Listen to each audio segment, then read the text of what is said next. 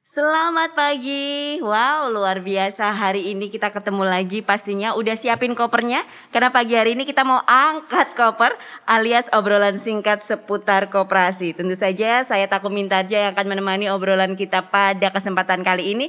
Dan tidak sendiri, sudah jelas bersama dengan narasumber-narasumber yang luar biasa. Yang pertama izinkan saya menyapa terlebih dahulu. Selamat pagi Bapak Suparjo SIP. Selamat pagi Bapak. Selamat pagi, sehat selalu, salam sehat. Salam sehat, alhamdulillah sehat. Beliau adalah Sekretaris Komisi C DPRD DIY. Luar biasa Pak, terima kasih. Di antara kesibukannya menyempatkan untuk ngobrol santai di podcast hari ini. Sama-sama. Sudah siap untuk ngangkat koper Pak? Oh siap, koperasi, Siap. Guru ekonomi. Luar biasa. Wah ini cocok sekali, kita akan ngobrol bersama dengan Bapak. Dan selain itu saya menyapa terlebih dahulu Ibu Made atau Nimade Dwipanti, mohon maaf, Indrayanti STMT, Kepala Dinas Perhubungan DIY. Selamat pagi Bu Made. Selamat pagi Mbak Tako. Luar biasa. Kalau ketemu sama Bu Made ini selalu bawaannya ikut semangat ya. Karena memang Bu Made selalu bersemangat. Sehat ya Bu ya? Alhamdulillah. Alhamdulillah. Hari ini kita angkat koper juga Bu. Iya. Angkat koper tapi bukan untuk traveling ya. Untuk mengenal lebih jauh koperasi. Betul Ya. sekali, luar biasa. Dan tentu saja kita bersama juga dengan Ibu Siwi. Selamat pagi Ibu Sri Nurkiat Siwi MMA, Kepala Dinas Koperasi dan UKM DIY. Selamat pagi Mbak Teko, sehat dan bahagia tentunya. Ya, Soalnya mau angkat koper. Nah, ini Tapi bukan traveling ya. betul. Kita akan lebih mengenal lebih jauh dengan koperasi. Khususnya di pagi hari ini kita akan ngobrolin tentang peran koperasi sebagai pengayom penggiat transportasi online. Karena seperti yang kita tahu, transportasi online ini luar biasa perkembangannya sejak ada, kemudian sempat terdampak pandemi juga. Tetapi kemudian tampaknya salah satu yang bangkit duluan juga, karena ketika pariwisata sudah mulai membaik, ini transportasi online juga salah satu yang paling dicari. Nah, sebelum kita ngobrol lebih jauh lagi, saya menuju ke Pak Suparjo dulu.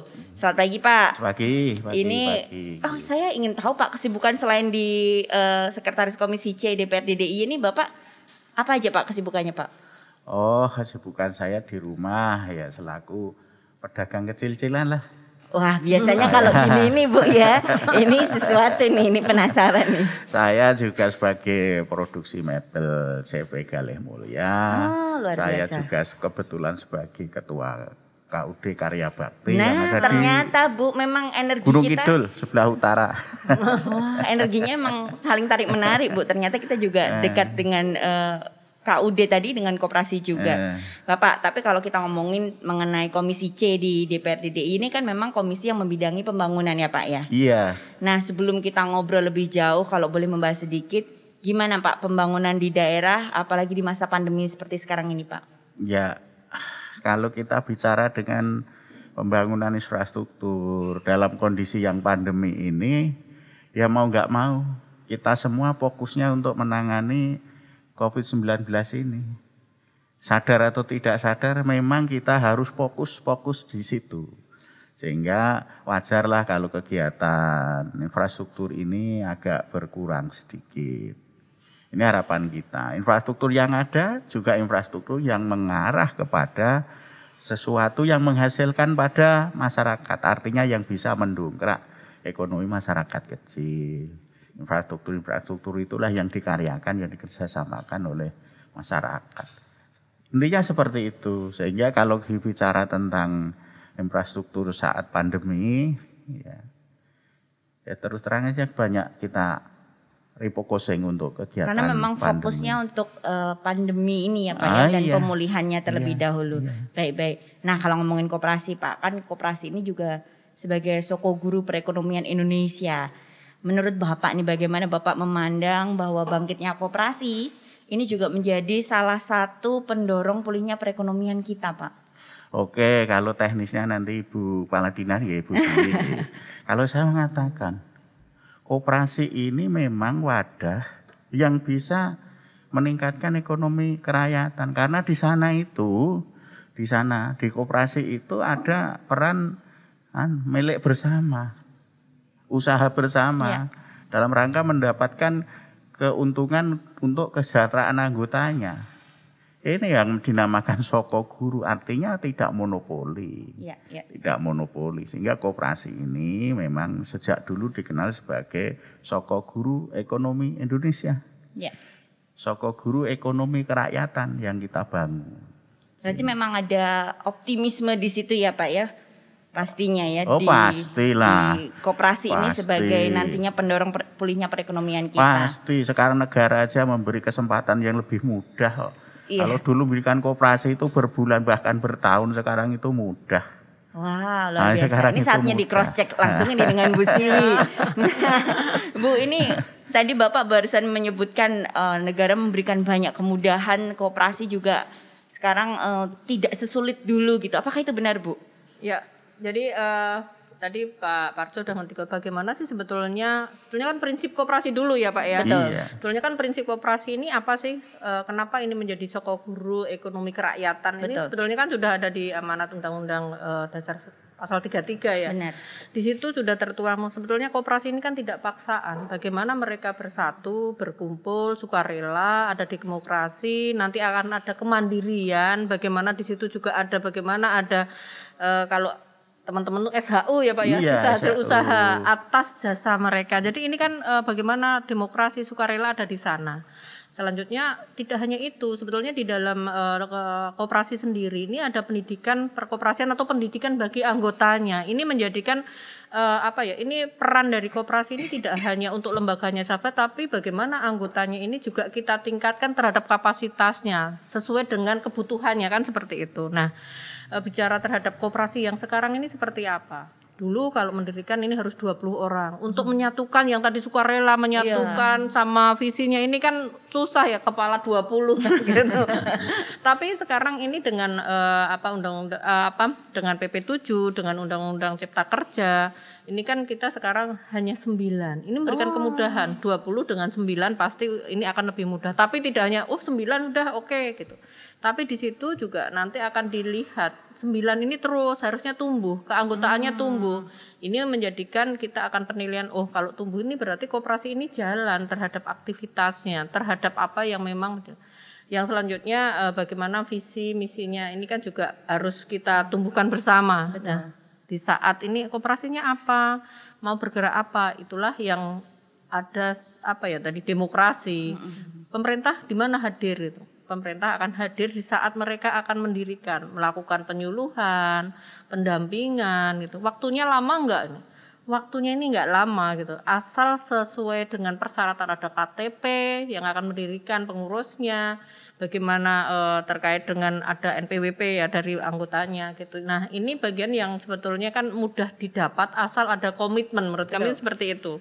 Nah, tergantung nanti akan mendirikan ini, kita bicara teman-teman yang akan bergabung 9 orang ini lintas provinsi atau lintas kabupaten nanti akan sesuai dengan kewenangan masing-masing. Kalau yang mendirikan ini cuma di salah satu wilayah di dalam satu kabupaten ya nanti akan ada di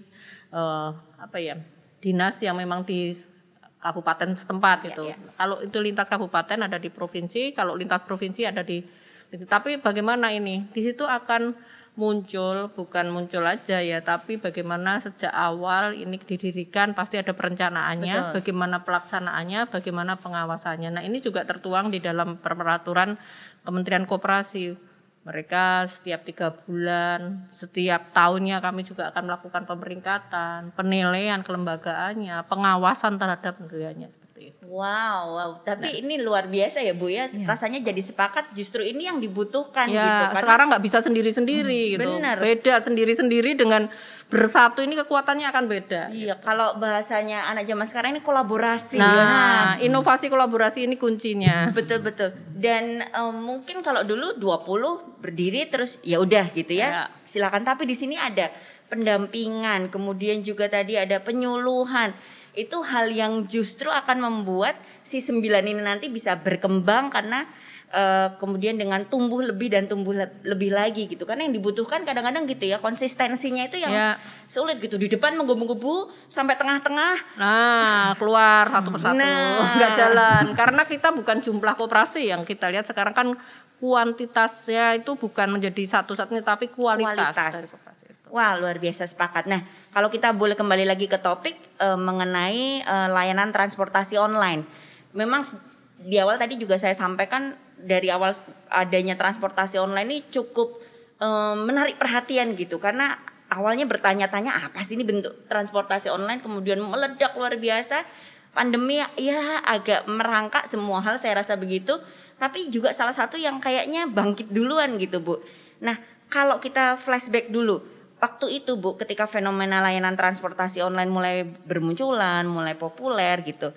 Nah, apa yang kemudian dilakukan oleh Pemda gitu ya, utamanya dalam upaya menjadi pengayom untuk para penggiat yang ada di sektor transportasi online ini, Ibu? Kalau nanti transportasi teknisnya Bu Made ini ya, tapi Yeah. kalau kalian lebih ke lembaganya gitu. Yeah. Karena kan ini bagian tadi saya sampaikan, dengan sendiri-sendiri ini akan beda kalau ini mereka ini bersatu. Bersatu itu dalam arti yang seperti tadi prinsip koperasi. Mereka bersatu itu bukan paksaan tapi sukarela atas permasalahan mereka, atas kondisi mereka. Maka ini ada demokrasi. Ini yang kita bangun. Bagaimana kita ini sekarang kan memang suka nggak suka harus transformasi digital ini menjadi salah satu menjadi satu isu yang memang harus kita jawab. Nah, disitulah pasti membutuhkan sarana prasarana, membutuhkan bagaimana komitmen, bagaimana regulasi. Maka salah satu jawabannya mereka ini membentuk sebuah perkumpulan yang dalam arti kan mereka bersatu itu bisa ada yang berbadan hukum, bisa juga enggak. Artinya ini kan kalau berbadan hukum, koperasi ini menjadi salah satu jawaban ya Pak Harjo kan, karena badan hukumnya resmi. Bagaimana di situ juga jelas prinsip-prinsipnya, hak dan kewajiban. Memang di awal kita harus diskusi, tidak langsung sekarang bentuk yuk 9 orang datang gitu, enggak. Maka itulah fungsi bagaimana kita penyuluhannya, pembinaan. Konsekuensi kalau bersatu mendirikan koperasi ini konsekuensinya nanti A, B, C, D, bagaimana melaporkannya, bagaimana nanti akan administrasi di dalamnya, siapa anggotanya, siapa ketuanya, siapa bendaharanya, siapa pengawasnya. Ini kan harus kita arahkan ke sana. Nah, betul. Itulah sebetulnya di dalam transformasi online ini kan keragaannya ya Bu Made, keragaannya ini permasalahannya banyak sekali. Dari sisi mungkin sistemnya, siapa nih yang akan ngelola kendaraannya, apakah masyarakat ini kemampuannya kan juga beda-beda. Ada yang memang mereka milik sendiri mungkin, ada yang mungkin rental, ada yang mungkin milik sendiri sudah menjadi bagian yang modal sendiri, tapi ada juga yang mereka mungkin kalau ini istilahnya kredit leasing gitu. Nah, ini bagian yang kalau punya permasalahan itu, kalau ini tercerai berai, alangkah indahnya kalau ini dijawab oleh lembaganya sendiri di saat itu. Maka kan tadi ada sisa hasil usaha, di saat mereka ada kebutuhan dicukupi oleh lembaganya, dia udah nggak mikir. Maka saat aktivitas saya menjadi driver dari sisi transportasi online, mereka akan nyaman, sudah nggak memikirkan. Yang memikirkan terhadap manajemen, terhadap ini sudah lembaganya ini. Lembaganya ini mereka ikut memiliki. Itu kan sebetulnya arahnya ke sana. Akhirnya dampak impactnya ini akan kesejahteraan mereka juga. Jadi ujungnya sebenarnya impactnya ya yang menikmati justru teman-teman yang ada mereka di dalamnya sendiri, gitu ya. Gitu. Ini luar biasa. Dan kemudian juga salah satu yang mungkin dulu isunya adalah kayak persaingan itu gitu kan ya. Persaing. Tapi kalau di dalam wadah yang kekeluargaan itu tadi yang memang dibahas bersama, apa yang disepakati itu jadi mungkin kalau tadinya adalah masalah-masalah, berikutnya jadi tantangan-tantangan ya, perspektifnya jadi permasalahan menjadi peluang menurut saya itu. Ini luar biasa ini quote hari ini nih, permasalahan diubah menjadi peluang bersama dengan koperasi. Nah, saya ke Bu Made terlebih dahulu ya Bu Siwi ya, terima kasih untuk penjelasannya. Nah, kalau dari Dinas Perhubungan ini kan memang banyak sekali tugasnya, luar biasa, dan salah satunya ini juga melakukan penataan dalam penyelenggaraan layanan transportasi publik juga. Nah, kalau bicara tentang penyelenggaraan layanan transportasi online gitu, gimana sih Bu kondisi layanan transportasi online kita saat ini? Ya, terima kasih Mbak Tako. Jadi kalau ini seru ya, kalau menurut saya tadi ini bisa mungkin mengurai persoalan transportasi online. Pertama, transportasi online itu kita kategorikan transportasi tidak dalam trayek. Ya, berbeda mungkin dengan Trans Jogja, dia sudah ketahuan jalur A ini dia akan melayani kemana-kemana. Tapi kalau transportasi online itu kan by request ya. Jadi penumpang mau kemana baru dia melayani seperti itu. Jadi kalau kami bicara masalah kondisi sebelum sampai dengan 2019 sebelum pandemi itu ada sekitar 20 ribuan yang mengelola ini gitu.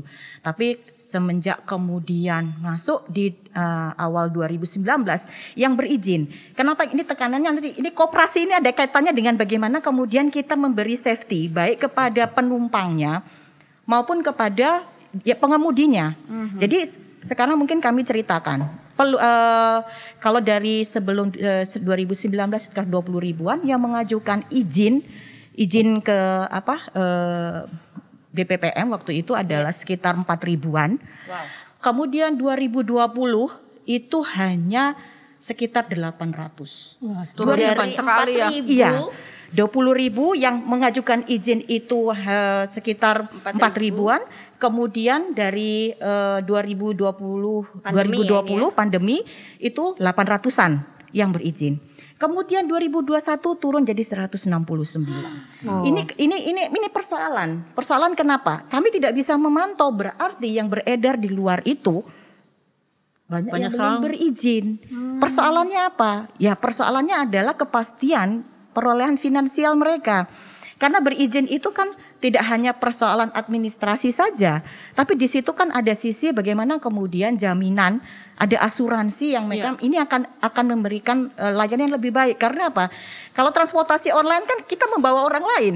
Ya, kita betul. juga harus menjaga keselamatan mereka kan. Jadi tanggung jawab ya sebenarnya. Dan kalau ini tidak terpantau, tidak terkoordinasi dengan baik, kemudian ini kan sekarang ada marketplace atau e-commerce ada di bawah naungan. Ada pula yang sekarang transportasi online yang tidak punya lembaga yang menaunginya. Ada. Iya, mereka melayani. Jadi kami kan di Dinas Perhubungan sudah menginventarisasi. Jadi mereka tuh hanya sekedar kelompok-kelompok di masyarakat. Ojek pengkolan gitu ya. Iya, tapi dia bisa di-online-kan. Nah, ojek pengkolan tapi bisa di-online-kan. Kayak nama sinetron nih, ojek pengkolan. Sehingga sebenarnya ini sangat menarik ketika kemudian koperasi ini menjadi salah satu bentuk lembaga yang menguatkan mestinya kan dari sisi keterjaminan keberlanjutan lembaga itu walaupun mungkin minimal 9 orang, tapi paling tidak kan dia akan bicara sustain ya. Jadi berlanjutannya seperti apa? Ketaatan hukumnya seperti apa, pelayanan yang baik seperti apa, dan pemerintah itu lebih mudah juga mengawasi karena kan koperasi lembaga hukum, lembaga hukum. Nah ini kan pastinya juga dia akan tidak melanggar aturan-aturan terkait dengan layanan transportasi. Salah satunya ya berizin. Tiap tahun dia harus melakukan izin. Izin itu memang tidak gratis untuk menyekat itu. Nah untuk tidak gratisnya itu ketika ini kan dalam lingkup koperasi yang tadi disampaikan Bu Siwi, saya kira ini kan bisa mereka survive ya. Karena itu tadi bersama-sama gitu ya. Dia punya persoalan apa, mereka bersama-sama. Mungkin persoalan terkait dengan pengadaan kendaraannya atau iurannya ketika tahunan dia harus mengajukan perpanjangan izin dan yang lain-lainnya kan. Nah ini menjadi satu hal yang sangat penting sekira. Tapi kita memang harus berusaha untuk menjadikan kondisi itu lebih baik. Memang ketika kita mengatur itu kan banyak hal orang yang pro dan kontra. Saya yakin nggak semua orang setuju dan sepakat. Wah ini dan langsung berbesar hati untuk aku mau ke sini gitu. Kayaknya ada bargainingnya dulu gitu. Kayaknya saya diawasi nih kalau seperti ini. Tapi kan sebenarnya tidak. Apa yang disampaikan Bu Siwi tadi itu kan ketika ini di dalam satu wadah yang memang dijamin oleh pemerintah dan benar-benar didampingi, saya kira berkaitan dengan layanan transportasi ini akan menjadi semakin baik. Dan jaminan kesehatan bagi penumpang yang dibawa itu, keselamatan itu yang saya kira yang menjadi hal yang sangat penting. Sekarang mereka tidak terasuransi, tabrakan nggak akan ditanggung. Ini kita juga pasti nyambung Bu Made ini sering ditanyakan kan sama lembaga konsumen ini seberapa jauh sih Pemda memberikan perlindungan terhadap konsumen seperti tadi Bu Made sampaikan ini kan. Lah berizin aja enggak gimana bisa memberikan jaminan gitu ya. Betul. Jadi ketika dia sudah masuk di satu lembaga yang memang berbadan hukum, saya yakin kan pastinya semua prosedur yang berkaitan dengan layanan itu pasti harus diikuti. Termasuk kemudian melakukan izin-izin yang per tahun tuh perpanjangan. Dan kami dari pemerintah sendiri tahu kondisi kita sekarang berapa sih layanannya. Kenapa begitu turun? Turunnya ini hanya karena izin atau memang layanannya berkurang setelah pandemi. Tapi kan tidak. Buktinya sekarang yang memang survive di lapangan pandemi ini malah transportasi online. Tapi persoalannya yang berizin itu yang menurun di jumlahnya jadi lebih sangat sedikit ya. Iya. Wow, ini cukup mengagetkan gitu karena nggak nyangka ya yang berizin hanya tinggal sekitar berapa tadi? 169. 169.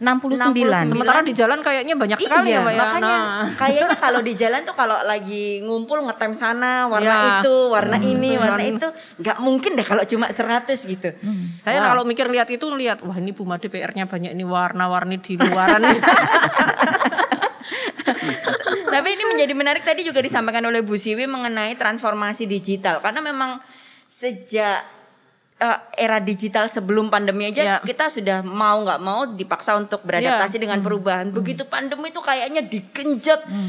Suka nggak suka harus kesana, harus tahu, harus bisa, semuanya serba digital. Nah ini kalau kembali ke Bapak terlebih dahulu ya Pak Suparjo ya, dengan digitalisasi itu tadi saking semangatnya di Bu. Ini kan perubahannya tadi ya Bu, Pak, hampir di semua lini kehidupan, mau produk berubah, transportasi juga berubah, wisata, apalagi Bu, gaya belanja. Ya, budaya pokoknya budaya kita ini berubah semua sih. Lifestyle berubah benar. semua. Gitu. Termasuk salah satunya transportasi online itu jadi lifestyle juga rasanya begitu. Nah, gimana Pak dengan fenomena ini? Sebenarnya apakah kita sudah bisa mengikuti kecepatan dari si perubahan digital ini atau sebenarnya kita agak keteteran nih Pak? Ya Mbak Tako, jadi pada prinsipnya fenomena ini, jangan salah loh, fenomena ini adalah pendongkrak pertumbuhan ekonomi DIY loh ini. Wow, ya. Kabar baiknya jadi ini ya. Kabar baiknya ini, seandainya nggak ada online ini, DIY ini akan tambah terpuruk. Nah sekarang ini pertumbuhan ekonomi DIY alhamdulillah naik. Salah satunya pengaruhnya dari digital ini. Sehingga kalau tadi fenomenanya seperti ini, kira-kira pengaruhnya bagaimana? Ya mau nggak mau kita harus menyesuaikan. Karena ini situasi ini akan merubah perilaku kehidupan kita. Perilaku ekonomi juga akan bergerak seiring dengan itu. Soal keteteran atau tidak, data kami belum punya, mungkin dari Bu Siwi ada, mungkin dari eksekutif tadi dari kami itu belum seberapa jauh ini keteterannya, seberapa jauh ini. Tapi sepengetahuan saya DIY ini sangat kreatif. Iya betul Pak. DIY ini sangat kreatif luar biasa. Sehingga tidak diragukan lagi lah teman-teman anak kita, sahabat kita, saudara kita yang ada di DIY ini. Sehingga dengan kondisi yang demikian ini sekali lagi mau nggak mau kita harus tahu tentang kegiatan digital. Ya. Apalagi yang namanya ekonomi lewat online ini luar biasa. Dan luar biasa. Ekonomi kreatif rasanya benar-benar menjadi salah satu motor penggerak yang ada di Jogja ya Pak ya? Iya. Ekonomi kita itu tidak dikuasai oleh pengusaha besar sekarang. Jadi di wilayah kampung-kampung saya di pelosok aja menjual nampan-nampan itu sekarang lewat online juga. Ya. Gak usah harus dibawa rombong gitu ya Pak? Dulu dadak dibawa rombong, dipikul ke kota. Sekarang, belum lagi pakai mengok-mengok ya kalau lewat di jalan-jalan di dalam sekarang kampung. yang namanya kirim barang itu udah sampai ke kampung-kampung, ke rumah-rumah. Sehingga itulah yang kita harus mengikuti perkembangan. Selama itu kita diam, kita akan ketinggalan. Ya. Nah untuk itu, mari bangkit dalam rangka menyesuaikan diri dengan kondisi yang online lah masa online ini. IT ini memang betul-betul harus perubahannya sangat cepat. Betul-betul. Nah kalau dari DPRD DIY sendiri mungkin Bapak bisa mewakili bagaimana mendorong kebijakan yang berpihak pada koperasi gitu khususnya ya. Semoga ini nanti juga menjadi wadah untuk penggiat transportasi online yang sedang kita bicarakan ini Pak. Oke. Kalau itu tadi Bu Siwi ngendika kaitannya dengan ini jangan jumlahnya saja. Jangan hanya jumlahnya koperasi tapi kualitasnya ini ditingkatkan. Karena kita tidak memungkiri juga koperasi-koperasi yang ada ini kalau nggak menguasai tadi yang namanya IT, online ini akan ketinggalan. Karena koperasi-koperasi kita itu dulu dibina pengurusnya itu Nyun Sewu. Ya seusia saya ke sana toh.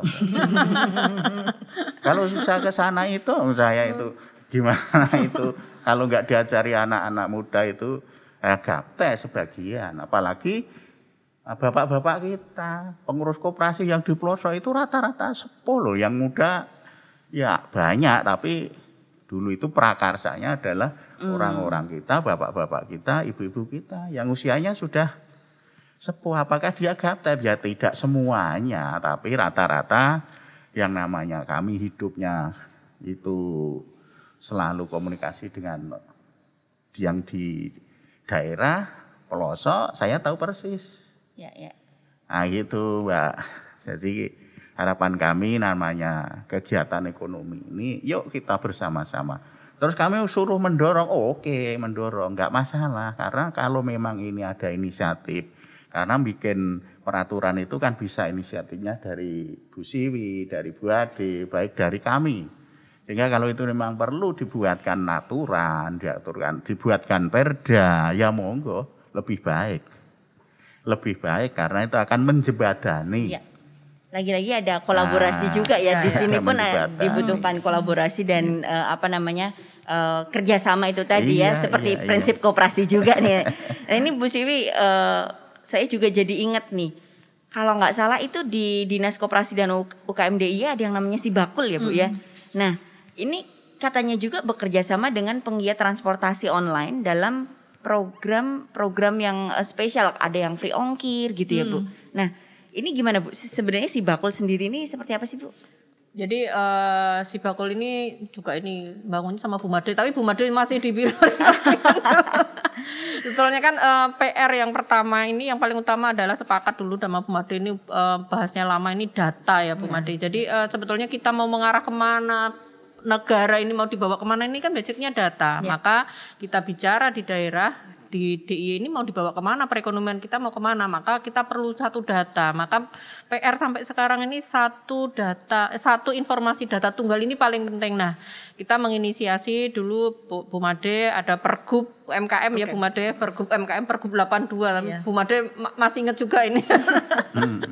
Nah Pergub ini kan pasti harus ada tindak lanjutnya, dituangkan di mana ini, kita tuangkan dalam bentuk sistem di dalam, meskipun ini kan kita belum bisa ideal, saya mungkin belum ideal karena kan seperti Bu Made tadi sampaikan saat kita mendata ini pasti ada pro kontra, ini pasti ada. Kita masih ego wilayah, ego sektor, ego ini masih ada. Meskipun ini terus kita berbenah, kita harus tunjukkan seberapa jauh sih kemanfaatan dari data itu. Data ini bagian untuk perencanaan. Maka Sibakul ini basic awalnya adalah basicnya sampai sekarang itu kan pendataan, mendata terhadap para pelaku UMKM yang di situ juga sebetulnya juga koperasi, bukan sebetulnya ya, memang koperasi juga, koperasi transportasi pun masuk di sini karena kan kita nggak bisa, tadi kami sampaikan tidak kuantitasnya tapi kualitasnya harus kita kawal, before afternya jelas. Maka kita klasterkan mereka, kita data, kita lihat aspek-aspeknya, ada aspek terkait dengan kemampuan SDM-nya, produksinya, pemasarannya, pemanfaatan teknologinya, maka mereka masuk di klaster-klaster tersebut, kita sandingkan dengan kurikulum yang kita susun. Nah ini kan akhirnya ini menjadi untuk perencanaan ya, dan pelaksanaan maupun nanti monitoring. Nah di dalam pelaksanaan itu bagaimana ini sinergi yang harus kita lakukan, karena kita pemerintah nggak mungkin sendiri di saat lebih-lebih saat di pandemi ini kan paling down, paling kontraksi ini kan para pelaku usaha ya. Betul. Di situ yang paling besar hampir 59 di awal itu ini terkait dengan masalah pemasaran. Maka ini nggak mungkin kita memasarkan sendiri, sementara membatasi transportasi juga dibatasi, mobilitas juga dibatasi. Maka salah satu jalan ini kita harus bersinergi. Di lain ini kan kita ini kan ekonominya basicnya kerumunan ya, pariwisata, ada pendidikan. Di saat itu pariwisata nggak ada, pendidikan nggak ada, kita nggak pergi, maka ojek atau transportasi online ini juga mengalami kontraksi saat itu gitu. Nah di saat inilah kita pasti ekosistem yang kita bangun. Nah kita fasilitasi dengan para pelaku usaha tetap berkarya, harus tetap survive. Produknya ayo berkarya yang sesuai dengan kualitas, quality controlnya jelas, legalitasnya. Maka nanti yang akan ngirim adalah siapa? Ojol ini. Nah, ini ya. Ojol ini ojek online ya. Ojek online ini yang mereka juga akan mendapatkan ekosistemnya juga akan mendapat di situ. Nah kan, maka kami pun membangun jaring. Tentunya ini yang terus kita benahi kalau bicara terhadap regulasi yang tadi disampaikan Bu Made ini kan ini sangat penting di saat nanti sudah berbadan hukum kami akan lebih enak rentang kendalinya gitu. Tapi di saat ini belum, ini kan ini juga ada sebuah regulasi yang mungkin masih jalannya ini harus kita lihat ini kena enggak, kita salah aturannya enggak, di saat kita sinergi dengan ini aturannya iya enggak, ojol ini apakah mendapat rekomendasi dari Bu Made enggak. Nah ini kan ini yang terus kita jangan sampai kita nguri-uri terhadap sebuah lembaga yang ini sebetulnya ilegal, ini kan seperti itu. Maka salah satu ini kan di koperasi, maka kami pun kerjasama dengan beberapa platform itu yang dampak impactnya ini kan kepada para pelaku juga di saat mereka mengalami kontraksi, ini juga akan mendapatkan sebuah income dari jasa pengiriman produk-produk yang ada dari para pelaku dan ongkirnya yang bentuk pemerintah hadir di sana. Di free ongkirnya ya. Gitu. Ini sebenarnya udah sangat maksudnya di semua sisi sudah berusaha untuk dijalinkan kerjasamanya, dicarikan jalannya. Saya jadi penasaran untuk apa alasan kira-kira ya dari para pelaku ini kok tidak kembali kemudian mendaftarkan lagi, tidak berusaha untuk mencari izinnya, itu tantangannya sebenarnya di mana ya Bu? Ini sesuatu pertanyaan yang bagus ya. Jadi dari sisi kita pemerintah itu kan melakukan pembinaan, pengawasan. Cuman kan kita memang itu tadi sinergi, kolaborasi. Jadi bicara masalah transportasi, kalau modanya aturan main yang di jalan ada di kita. Tetapi ketika bicara perizinan, bicara legalitas dia ini ada di dinas DPPM.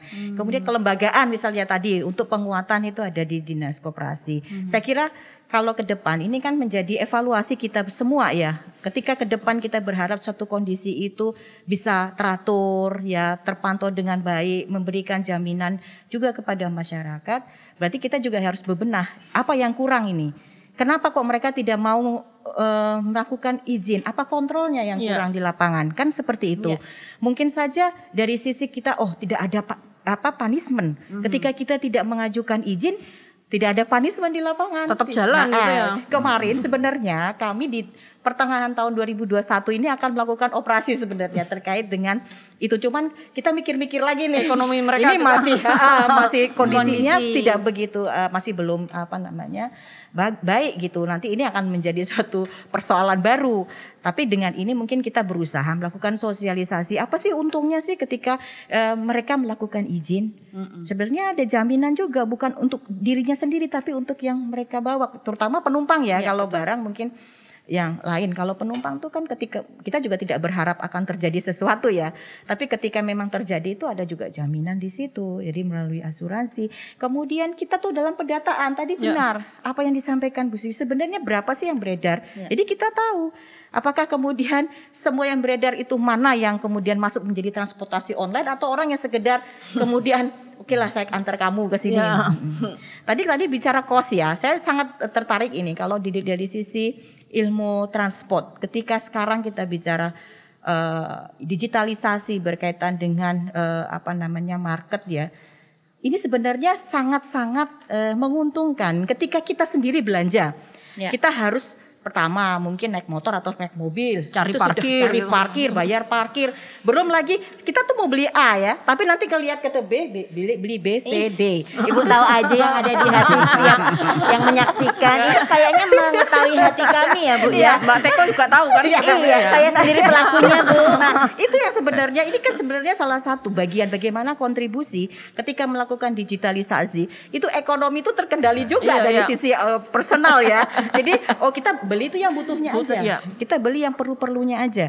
Beda ketika kita kemudian mengunjungi tempatnya, pasti saya tadi mau beli ini. Oh, kok yang ini bagus ya? Oh, beli ini. Mumpung beli ada ini, promo. Nah, seperti itu yang pertama. Yang kedua ada dari sisi distribusi di jalan itu kan jadinya tidak terlalu banyak orang yang kemudian yang tidak punya kepentingan dia menggunakan jalan sehingga kemudian jalan itu sedikit terurai. Walaupun mungkin dari sisi ini yang juga perlu kita atur. Bagaimana kemudian ada sinergi antara transportasi online dengan transportasi publik. Jadi kita sebenarnya pengen ke sana gitu juga. Jadi tidak semua kemudian jaringan baik di jalur di jalan besar, di jalan kecil, di jalan sedang semuanya dilayani oleh transportasi online. Kasihan juga transportasi publik kita, angkutan publik kita. Ini saya juga sedikit mau sosialisasi gitu ya. Jadi memang ini akan kita bentuk sistem kerjasama yang baik. Kita pengen semuanya hidup. Ketika ada mobilisasi, bagaimana mobilisasi itu dapat dikurangi dengan orang menggunakan angkutan publik. Ketika di tempat-tempat yang sulit ya, ini akan ditransfer dengan transportasi online. Ya. Saya kira itu lebih tertata kota itu dengan hal yang seperti itu. Jadi dimanfaatkan dan dimaksimalkan dua-duanya si transportasi online dan juga publik yang sudah disediakan itu tadi ya. Iya. Nah, mungkin Bu boleh di-highlight lagi untuk siapa tahu ini hari ini ada yang menyaksikan juga teman-teman penggiat, pelaku, bahkan mungkin penumpang nih. Saya sebagai penumpang rasanya juga jadi jangan-jangan selama ini aku tidak terlindungi. Apa yang sebaiknya dilakukan oleh para penggiat dan pelaku ini untuk yuk kita bareng-bareng kita bentuk koperasi. Kalau misalnya sudah ada koperasi kita bisa bergabung di dalamnya sehingga secara detail manfaatnya itu bisa lebih jelas gitu Bu dicerna oleh teman-teman sehingga aku ikut koperasi aja ternyata lebih enak nggak usah tadi ngitungin keuntunganku gimana bayar perpanjangan motor menurut sendiri. Kalau ini kan sudah ada lembaganya ya. Kalau pamannya koperasi akan nangani gitu. Jadi kalau saya sih atletnya satu kenyamanan. Sebetulnya kan itu kata kuncinya kan kalau sudah nyaman bahagia nih. Nyaman dari sisi mereka itu sudah terlindungi. Mereka sendiri dari sisi pelakunya.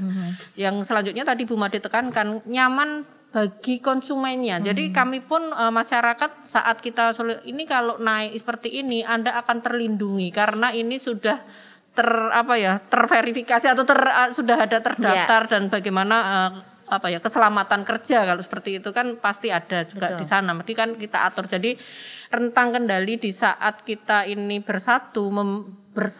Makanya bersatu kita teguh ini kan ini kan menjadi semboyan yang sebetulnya dari dulu saat kecil bersatu kita teguh ini kan menjadi disitulah sebetulnya ayo ini menjadi sebuah jawaban bagaimana kita ini sekarang sudah mengalami dinamika yang sangat luar biasa.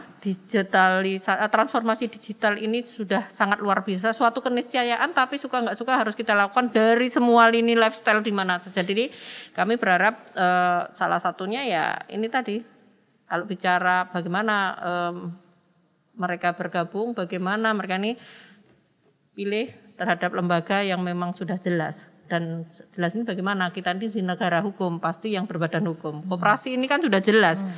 Koperasinya ini kalau tadi Pak Parso kan menyampaikan ini udah tua toh. Iya Pak memang seperti itu maka kita terus bergerak. Yang tua-tua ini menjadi mentornya gitu. Tapi jati diri koperasi ini tetap harus kita teguhkan. Kan yang sepuh-sepuh ini mesti jati diri koperasinya sudah kuat ini karena sudah kalau golongan darahnya koperasi udah gitu. Tapi bagaimana mengikuti dinamika ini kan anak-anak milenial ini cepat ya. Betul. Tetap harus diingatkan sama yang sepuh-sepuh senior ini bagaimana sebetulnya ini jangan melenceng terhadap jati diri koperasi. Yang sering terjadi kan koperasi kadang di atas namakan koperasi tapi melenceng gitu. Di dalamnya udah. Ya, kalau Bu Made si ojek online kami itu kemarin permasalahan dengan pinjol gitu kan, pinjaman online ini kan juga ini kan juga permasalahan di sana. Tapi kan ini terus kita benahi. Nah, yang penting kan komitmen. Sebetulnya kan komitmen kita dari mereka, dari konsumennya juga dan kami bicara di pemerintah pasti bicara terhadap kebijakan dan regulasinya. Ya. Artinya sebenarnya kalau melihat peluang koperasi untuk mensupport dan memberikan dukungan terhadap transportasi online ini besar sekali ya. Oh iya pasti dong. Ini luar biasa maksudnya ketika si penggiat kemudian juga penumpang bahkan itu juga turut serta untuk peduli. Mungkin berarti boleh ya Bu sebagai penumpang nanyain gitu. mungkin sambil jalan gitu, Bapak udah tergabung di mana gitu tuh hak bukan sih Bu untuk menanyakan? Ya, saya jadi gue gini nih, ini habis ini saya akan duet sama Bu Siwi nih. Hai. Kita melakukan data. Iya, karena kemarin itu akan menjadi persoalan penting. Jadi kami tidak akan tutup mata atau tinggal diam, silakan lah ini mungkin begini. Tapi kan kita harus punya strategi ke depan. Bagaimana kemudian mengamankan ya kondisi yang sekarang ini ada, kemudian membuat keteraturan dengan lembaga yang kemudian menjamin keberadaannya. Ini kan penting. Jadi oke lah, kita tahu kondisi sekarang. Berarti next kita harus apa? Ya. Kan seperti Ya. itu. Nanti ini kita kolaborasikan, kita data. Oke, ini sekarang yang belum. Kenapa kamu? Nah, ini coba kita wadahkan di sini. Nah, nanti kolaborasinya sama Bu Siwi ya dari koperasi. Ya ini kita akan bicara. Oh, saya nanti ternyata kendaraan saya bukan kendaraan saya sendiri. Saya mungkin dipinjamkan atau kemudian Leasing iya, gitu ya. Kan ya, permasalahannya seperti kadang di nah, leasing itu juga yang kan. kemudian akan kita kelompok-kelompokkan. Kemudian ini kan mungkin belum semua orang yang ada di situ menganggap bahwa koperasi ini menjadi salah satu jalan keluar gitu untuk permasalahan yang sekarang, dan belum menjadi kesadaran bahwa kalau mereka melakukan layanan publik itu ya harusnya legal lah begitu. Dengan legal seperti itu harus melakukan perizinan. Karena dengan perizinan itu kita akan bisa mendata Ya. mereka bekerjanya apa, di mana, seperti itu. Nah, kalau dia sudah di dalam satu lembaga koperasi yang berbadan hukum, gampang. Ya, mau kita bantu juga gampang. Jelas, regulasinya jelas. akan lebih mudah ya kita. Jadi tangan kita ini mau masuk ke sana ini ada apanya? Ada jalannya, ada Iya. Pintunya udah dibukain ya, Bu, ya. Ada payung hukum jelas betul. gitu ya. Iya, dan rasanya kalau berangkat tadi seperti Pak Suparjo juga menyampaikan bahwa koperasi itu berangkatnya kan dari semangatnya itu ya gotong royong, saling memiliki, keterbukaan. demokrasi gitu. Itu ya. pasti juga saya bisa membayangkan di dalamnya ketika teman-teman mungkin drivernya itu bergabung gitu, bahkan bisa saling kasih informasi Ya. gitu ya. Ibaratnya di sana lagi ada event nih, kayaknya bakal banyak yang butuh nih. Karena di dalam koperasi sendiri ini tidak hanya bicara lembaganya ya. Di dalam koperasi ini sekarang kan juga bukan sekarang, dari dulu ya Pak ya. Tapi sekarang lebih dimasifkan lagi, ini juga entrepreneur juga di dalamnya. Jadi jangan sampai lembaga koperasinya besar tapi anggotanya ini mungkin nggak bisa besar. Justru harusnya besar semuanya. Anggotanya itu juga impact-nya, dampaknya ini ini ada mungkin SHU-nya ya, kalau bicara SHU-nya ini jangan luar biasa, tapi lembaganya juga semakin seperti tadi. Jadi berbanding Bu Made. lurus ya Bu ya. Iya. Si koperasinya semakin Maju, besar, ya. yang ada di dalamnya pun juga semakin kapasitasnya juga semakin Ya, besar. karena lembaganya ini yang membesarkan siapa? Ya anggotanya, bukan orang lain. Yang membesarkan ya anggotanya ini. Koperasi ini akan besar apabila komitmen dari anggotanya tersebut gitu. Jadi ini kan sebetulnya kita hadir, saya Bu Made nanti akan membesarkan dari sisi si SDM-nya ini, kami lebih ke bagaimana mendampingi anggotanya. Pasti kan di situ juga ada manajemen keuangannya, bagaimana terhadap teknologi yang dimanfaatkan. Malah lebih tertata ya. Dia tidak berpikir sendiri kalau itu kan. Capek ya Bu mikirin Capek kan? sendiri. Ini Tapi saya sama Bu Made bisa jalankan apabila diklepet sama Pak Suparjo. Nah, gitu. Ini terima kasih Ibu, terima kasih sudah membantu saya untuk menjawilkan gitu ya. Nah, kalau kebijakan khusus ada nggak sih Pak yang ditujukan untuk penggiat transportasi ini dengan koperasinya? Kegiatan khusus tadi dari awal kita mengatakan ini semuanya harus bisa menyesuaikan. Karena begini ya, kita regulasi tentang online dan sebagainya itu saja memang belum kita buat secara peraturan daerahnya. Sehingga tadi kita harus mengikuti. Nah, rakyat sendiri, masyarakat sendiri, ini jangan lupa loh, ini rakyat ini cerdas. Karena akan menggunakan potensi yang kita miliki untuk mendapatkan tambahan penghasilan. Kita enggak, ya gimana ya, ini ada yang diwadahi. Ibu Made ini ada orang-orang yang diwadahi. Bu Siwi ini adalah yang pintar bikin wadahnya. Nah, regulasinya ini yuk dipikir. Karena tadi kan kami dari awal sudah matur. Kalau memang ini baik, yuklah inisiatif bisa dari beliau, bisa dari saya. Karena pagi ini ternyata saya mendengarkan ibu-ibu yang hebat di sini. Luar biasa. Saya hanya begini mengatakan, rakyat cerdas bagaimana di sana cerdas. Nah kondisi seperti ini kan adanya kalau di pamannya muntahnya motor satu. Supaya dapat merensal apa? Ya mau nggak mau dia gunakan motornya supaya dapat penghasilan. Itu yang saya katakan rakyat itu sekarang cerdas. Zaman dulu punya duit sak bongkok ya disimpan aja, nggak ada potensi. Sekarang punya motor. Nah, kalau dia mau gabung ke grup ojol tadi, apa salahnya? Lah kita selaku yang sebetulnya itu yang mempunyai bisa wewenang ngatur ya kita, yuk kita jangan ketinggalan yuk dengan ini. Yuk kita bikin wadah yuk dengan ini, kan begitu. Sehingga harapan saya untuk mendorong itu bersamalah mari kita dorong supaya betul-betul negara ini akan cepat maju apabila warga ini bisa memanfaatkan pendapatnya, kekayaannya itu bisa menimbulkan penghasilan tambahan yang lebih baik. Baik. Di koperasi ya.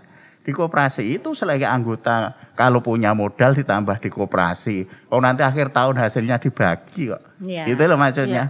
Sehingga ini juga. Jangan kalau ada duit malah disimpan aja. Habis disimpan di rumah. Tapi kalau masuk koperasi, undang-undang yang baru ini, koperasi itu bisa praktek seperti perbankan loh koperasi itu Bu. Salah satunya kelebihan koperasi di situ. Bisa pinjamkan, bisa pinjam, bisa di situ dikelola oleh anggotanya. Sehingga itu baik, makanya koperasi ini bisa anggotanya kalau punya aset bisa ditampung di situ, bisa digerakkan di situ. Itu salah satunya kelebihannya koperasi. Kalau soal pendorong dan regulasi semangatnya kita bersama. Mengikuti perkembangan situasi teknologi sekarang ini. Itu Mbak Tivo. Tapi berarti pintu sudah dibuka ini Bu, sudah cukup lebar silaturahmi pagi hari ini tidak kebetulan. Nanti bareng-bareng bersinergi dengan Pak Suparjo juga. Tadi kalau memang dari masyarakat yang mendorong mengusulkan bisa ya Pak ya untuk regulasi-regulasi yang kiranya ini juga mendukung transportasi online dan juga koperasi yang mewadahi teman-teman di transportasi online gitu ya Pak ya? Oh bisa, sangat bisa. Usulan justru yang bagus dari sana. Kita ngemas juga, kita menampung aspirasi itu bagus sekali. Baik. Contoh saya nyebut bulan hari ojek online. Itu secara tidak langsung di sana kan ada organisasinya di sana. Nah terus penguasanya di Jogja siapa? Nah ini kan pembagian ini mau bagaimana ini? Ojek itu namanya aja online yang membatasi mana? Terus andai kata ada organisasi, terus pajaknya masuk daerah atau masuk sana, ini kan kita pun belum mengatur, belum bisa ada aturannya. Ini yang saya sebut, ini kita bersama harus jeli. Sejumlah ojek di sini ini, kalau ada bebannya, kalau ada pelayanan servisnya ini, atau bahkan mungkin asuransinya, yang nanggung yang sana atau yang di daerah ini belum ada. Sehingga ini yang perlu kita pikirkan bersama, termasuk mungkin saran masukan dari pelaku-pelaku ojol itu dan sejenisnya gitu loh Mbak. Dan sejenisnya. Sehingga kalau ini hanya diam saja, peredaran uang dari situ itu luar biasa banyak. Kalau nanti nggak ada aturannya, ini akan menjadi liar. Kalau jadi liar ya sang repot nanti kita semua. Semoga ini nanti juga dari sini siapa tahu ada ketemu lagi sebuah ide baru lagi untuk terutama dalam regulasi. Nah kalau koperasi itu kan juga macam-macam ya Bu, berbagai jenis koperasi. Kalau menurut Ibu jenis koperasi apa sih Bu sebenarnya yang paling tepat untuk mewadahi penggiat transportasi online ini? Jadi saya nggak bisa bicara yang tepat mana, tapi bicara ini kan sebetulnya kalau kami sering ketemu dengan para ketemu masyarakat saat konsultasi ke saya mau mendirikan koperasi, ya tanya sebetulnya permasalahan jenengan itu di apa. Nah, karena koperasi ini kan operasi, mungkin masalah keuangannya, mungkin koperasi simpan pinjam gitu. Masalah saya sudah punya produksi tapi saya nggak bisa menjual. Nah, ini bicara koperasi pemasaran, tapi bicara terhadap kita sama-sama akan memproduksi tapi harus ada wadah koperasi produksi. Nah, ada juga kalau transportasi mungkin kita sudah punya tapi kita bicara ke koperasi yang jasa. Nah, itulah yang sebetulnya kita arahkan ke sana. Jadi yang tepat yang mana ini tergantung dari mereka. Tapi sering kita arahkan. Kalau bicara pemerintah sekarang kita dorong ke koperasi yang sektorial, bukan simpan pinjam, karena ini ya Pak ya, kalau simpan pinjam biasanya pinjem terus nggak pernah nyimpan, nggak pernah kembalikan, bukan itu. Tapi simpan pinjam itu keuangan itu nanti akan mengikuti di saat mereka sudah ada karyanya. Kalau tadi kan Bu Made nyampaikan sebetulnya permasalahan di dalam koperasi, di dalam masyarakat, di ojol ini kan permasalahan mungkin masalah kendaraan, mungkin perpanjangan motor, mungkin mereka juga ada kebutuhan-kebutuhan yang lain. Nah, ini nanti akan kita arahkan, kalau gini koperasinya mungkin lebih ke koperasi jasa, mungkin ini akan lebih ke koperasi yang cuman atau seperti apa, ini nanti akan kita diskusikan di sana. Tapi yang pasti kalau menurut kami jangan ke yang simpan pinjam dulu prioritasnya karena kan ini akan mengikuti gitu. Nah, ini kan arahnya ke sana, harus ngikuti ke arah sana. Memang yang paling penting adalah bagaimana mindset dari mereka ini juga kita harus bangun. Karena kan yang paling sulit tadi kan Bu Made, pasti ada resisten konta, tapi mindset ini yang setelah ketemu mindsetnya pasti kita akan bangun toolsetnya kayak apa gitu. Jadi yang mendasari itu tadi adalah mindsetnya, kemudian baru toolsetnya yang akan mengikuti. Biasanya kalau di awal tuh yuk kita bareng-bareng bangun, tapi setelah itu bubar. Gitu. Ya, ini terjadi bukan di transportasi online ya, transportasi publik yang sekarang. Kemarin kan ada programnya dari koperasi ya untuk mensupport yang terkena dampak pandemi itu. Untuk di kami sendiri yang koperasi berapa saya ternyata susah carinya, nggak ada, karena dulu ada, sekarang sudah nggak ada. Berarti memang pengurus itu kan tergantung juga dari pengurusnya. Jadi pengurusnya yang seperti apa itu mungkin juga harus ada kriteria tertentu. Ketika kita bicara sustainnya itu ya, keberlanjutannya ke depan seperti itu.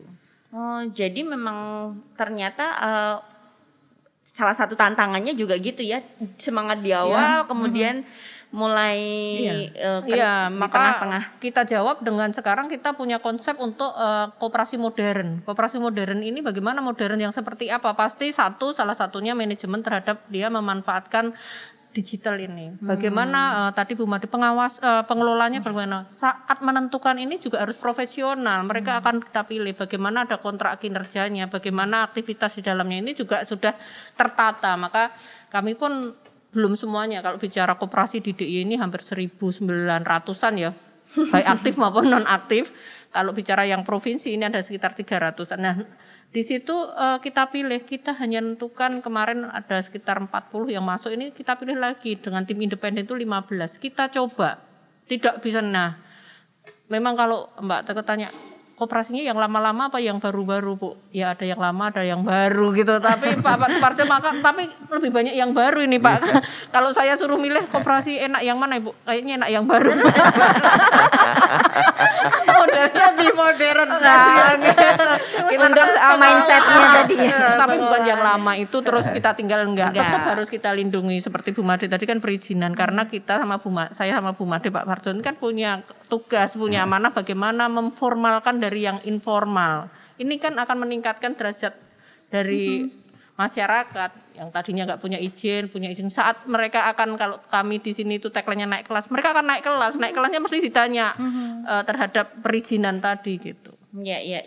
Dan ketika si 15 tadi itu terpilih pastinya juga pendampingan dan kita akan lebih khusus kalau bicara anak sekolah ini yang lebih ke khusus itu apa ini? Kelas khusus gitu. Dan ini mungkin jadi motivasi juga untuk koperasi yang lain gitu yang selama ini ya udahlah gini-gini aja.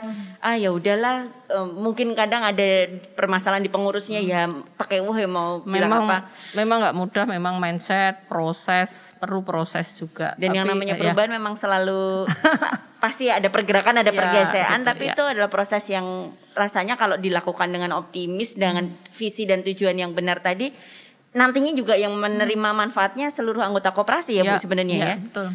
Wah, nah kalau tadi juga menuju ke Bu Made lagi nih ya, Bu. Mungkin kalau boleh di sedikit bergeser, Bu. Kalau pengawasan yang dilakukan terhadap penyelenggaraan transportasi online selama ini gitu, Bu. Nah, ini kan sebenarnya jadi sesuatu ya tadi kita tuh pro kontra. Awal-awalnya itu kan sebenarnya dari kementerian dulu waktu Pak siapa yang dulu KAI itu Jonan, Pak Jonan. Oh, ya. Itu kan pertama Ignatius bilang Jonan, tidak ya. boleh ada transportasi online, terus kemudian berbalik ada transportasi online.